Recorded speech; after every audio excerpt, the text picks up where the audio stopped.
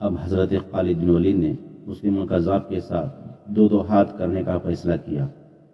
مسلمہ کذاب انتہائی جھوٹا، مکار اور فریبی شخص تھا۔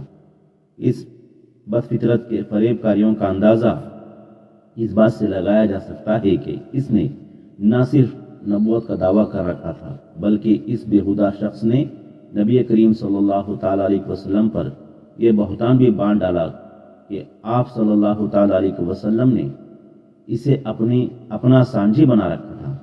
اس نے اپنا ایک باقاعدہ لشکر تشکیل دے لیا جو نہ صرف تعداد کے لحاظ سے ایک بڑا لشکر تھا بلکہ جدید اور وافر جنگی سامان سے بھی لیس تھا۔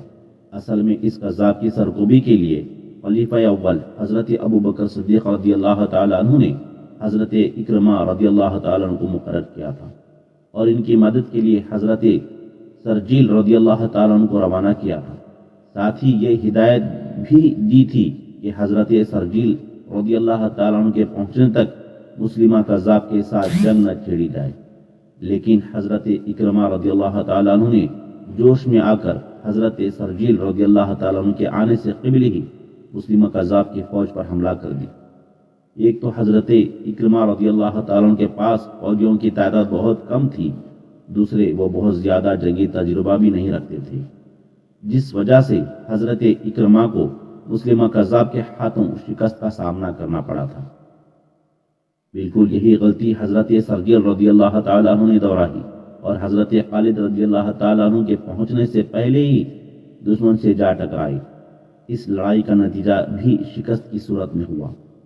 دو مسلمان سپہ سالاروں کو شکست دے کر ایک طرف تو مسلمہ کذاب اور اس کے لشکریوں کے حوصلے بڑھ گئے تھے، تو دوسری طرف اس نے یہ دلیل دینا شروع کر دی تھی کہ اگر وہ نعوذ باللہ برحق نبی نہ ہوتا تو حضرت اکرمہ اور حضرت سرجیل رضی اللہ تعالیٰ جیسے جلیل القدر اصحاب سے ہرگز شکست نہ کھاتے۔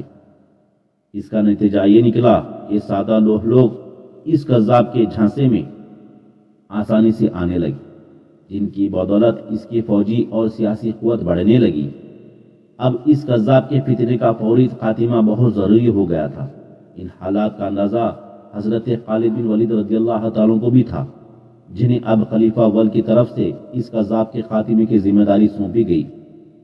اس لیے آپ ببرق رفتاری سے منزلوں پر منزلیں طے کرتے مسلمہ کذاب کے سر پر آ پہنچے۔ اقربا مقام پر دونوں کی فوجیں آمنے سامنے تھیں۔ جب مسلمہ کذاب کو حضرت خالد بن ولید رضی اللہ تعالیٰ عنہ کے آنے کی خبر ہوئی تو وہ 40,000 فوجیوں کے ساتھ میدان جنگ میں اترا۔ حضرت خالد بن ولید رضی اللہ تعالیٰ عنہ نے ایک اونچی جگہ پر اپنے لشکر کو روک لیا، یہاں سے آپ رضی اللہ تعالیٰ عنہ دشمن پر اچھی طرح نظر رکھ سکتے تھے۔ مسلمہ کذاب نے اپنے لشکر کو 3 حصوں میں تقسیم کر دیا۔ دائیں حصے کی سپہ سالاری نہر رجال کے سپرد کی، بائیں حصے کا سردار حکیم بن طفیل کو مقرر کیا، جبکہ قلب کی قیادت خود سنبھالی اور جنگ کے لیے تیار ہو گیا۔ حضرت خالد نے سب سے پہلے مسلمہ کذاب اور اس کے پیروکاروں کو دین حق کی دعوت دی۔ جواب میں مسلمہ کذاب نے مسلمانوں کو اپنے خود ساختہ دین کی طرف بلایا، پھر دونوں لشکر آمنے سامنے سفارا ہو گئے۔ مسلمہ کذاب ایک فریبی اور مکار شخص ہی نہیں تھا، بلکہ بطور جنگی ماہر کے اس نے بڑا نام پیدا کیا تھا۔ اس نے جنگ کی چال چلی تاکہ مجاہدین تھک جائیں تو ان پر دائیں بائیں سے طوفانی حملے کر کے تہس نہس کر دیا جائے۔ اس کے برعکس حضرت خالد بن ولید رضی اللہ تعالیٰ عنہ نے سامنے سے سیدھے حملہ کا فیصلہ کیا، تاہم آپ رضی اللہ تعالیٰ عنہ نے بھی اپنے لشکر کو 3 حصوں میں تقسیم کیا۔ ایک طرف ابو حذیفہ رضی اللہ تعالیٰ عنہ تو دوسرے بازو کی کمان زید بن خطاب سنبھالے ہوئے تھے، جبکہ قلب کی قیادت حضرت خالد بن ولید رضی اللہ تعالیٰ عنہ نے خود اپنے ہاتھ میں رکھی۔ یہ 632 عیسوی کی بات ہے، دسمبر آدھے سے زیادہ گزر چکا تھا۔ ایک صبح مسلمہ کذاب اور لشکر اسلام کے درمیان ایسی خون ریز جنگ کا آغاز ہوا جس کی مثال اس سے پہلے کی اسلامی تاریخ میں نہیں ملتی۔ کذابی لشکر کی طرف سے دائیں طرف سے سپہ سالار نہار رجال نے مسلمانوں کو مقابلے کے للکارا۔ مقابلہ پر زید بن خطاب آئے اور دونوں کے درمیان مردانوار مقابلہ ہوا، لیکن آخر نہر رجال زید بن قطاب کے ہاتھوں مارا گیا۔ پھر گھمسان کا رن پڑا، یوں لگتا تھا جیسے فریقین فتح شکست کے لیے نہیں بلکہ زندگی اور موت کے لیے پرسر پیکار ہوں۔ حضرت خالد رضی اللہ تعالیٰ عنہ کی قیادت میں مجاہدین بڑھ چڑھ کر مرتدین پر حملہ ور ہو رہے تھے اور چاہتے تھے کہ کذابی لشکر کو ہمیشہ کے لیے ختم کر دیں۔ دوسری طرف مسلمہ کذاب اپنے لشکر کو گھما پھرا کر دفاعی انداز میں لڑا رہا تھا اور چاہتا تھا کہ مسلمان تھک جائیں تو انہیں گھیرے میں لے کر پیس ڈالے۔ کذاب کی طرف سے اس دفاعی جنگ کے باوجود جنگ میں بے پناہ شدت پائی جاتی تھی۔ زمین خون سے سرخ ہو رہی تھی، زمین پر جا بجا شے بکھرے پڑے تھے یا زخمی پڑے آہ و بکا میں مصروف تھے۔ مجاہدین چونکہ تعداد میں قلیل تھے اور انہوں نے جارحانہ حکمت عملی اپنا رکھی تھی، اس لیے ان پر آہستہ آہستہ تھکن غالب آنے لگی۔ مسلمہ کذاب اس لمحے کے انتظار میں تھا۔ اس نے تازہ دم دستے جنگ میں بھیج دیے جو یکایک دفاعی جنگ چھوڑ کر مجاہدین پر جارحانہ حملے کرنے لگے۔ کذابی لشکر کے تازہ دم دستوں نے تھکے ہارے مجاہدین پر بے پناہ دباؤ بڑھا دیا۔ لشکر اسلام حملوں کی شدت سے پسپا ہونے لگا تھا۔ مسلمان کی پسپائی کی وجہ صرف یہ نہیں تھی کہ وہ تعداد میں کم تھے اور لڑتے لڑتے تھک چکے تھے۔ تاریخ گواہ ہے مسلمانوں نے ایسی بے شمار جنگیں لڑی تھیں جن پر دشمن کی تعداد ان سے کئی گنا زیادہ تھی، لیکن مجاہدین نے اللہ کے فضل سے انہیں شکست پاش دی۔ اس بار پسپائی کی ایک بڑی وجہ لشکر اسلام میں اختلاف کا پیدا ہونا تھا۔ اس موقع پر مجاہدین، مہاجرین اور انصار اس بحث میں پڑ گئے کہ ان میں سے زیادہ بہادر کون ہے۔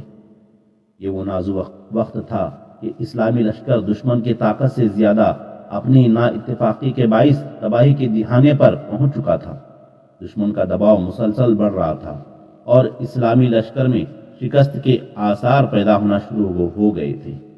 حضرت ثابت بن قیس، حضرت زید بن قطاب اور حضرت حذیفہ رضی اللہ تعالیٰ جیسے بہادر اور نامور جنگجو جرأت و بہادری کی نئی تاریخ رقم کرتے ہوئے جام شہادت نوش کر چکے تھے۔ اس لمحے وہ شخص آگے بڑھا جس کے بارے میں عرب کہا کرتے تھے کہ وہ جنگ کا پانسا پلٹنے اور ہاری ہوئی جنگ جیتنے میں بے مثال ہے۔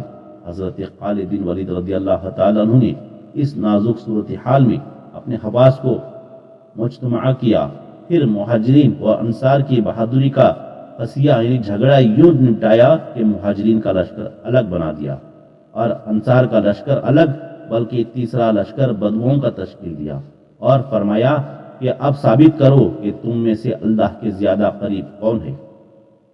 اس سپاہی نے اسلامی لشکر کی کمزوری کو دیکھتے ہی دیکھتے دشمن کے لیے کئی خوفناک اور تباہ کن طاقت میں بدل دیا تھا۔ پھر آپ رضی اللہ تعالیٰ عنہ مسلمانوں سے یہ مخاطب ہوئے، اللہ کے مجاہدوں، ہم نے میدان جنگ میں باہمی اتحاد کو نظر انداز کیا۔ کوئی نہیں بتا سکتا کہ تم میں سے کون بہادری سے لڑا اور کون پہلے بھاگا، مہاجر، انصار یا بدو۔ اب میں نے تینوں کے الگ الگ کر دیا ہے۔ بہادری اور بددلی کا فیصلہ تانا زنی سے نہیں بلکہ جنگ میں ہوگا۔ اٹھو اور دشمن پر جوابی حملہ کرو۔ اگر یہ گروہ پر دشمن کا دباؤ بڑھ جائے تو دوسرا اس کی مدد کرے۔ ہمیں آج ثابت کرنا ہے کہ مسلمہ کی نبوت جھوٹی ہے۔ یاد رکھو، اگر آج ہم شکست کھا گئے تو جھوٹی نبوت تم پر مسلط ہو جائے گی۔ ہم مسلمہ کے غلامی اور ہماری عورتیں مرتدین کی لونڈیاں ہوں گی۔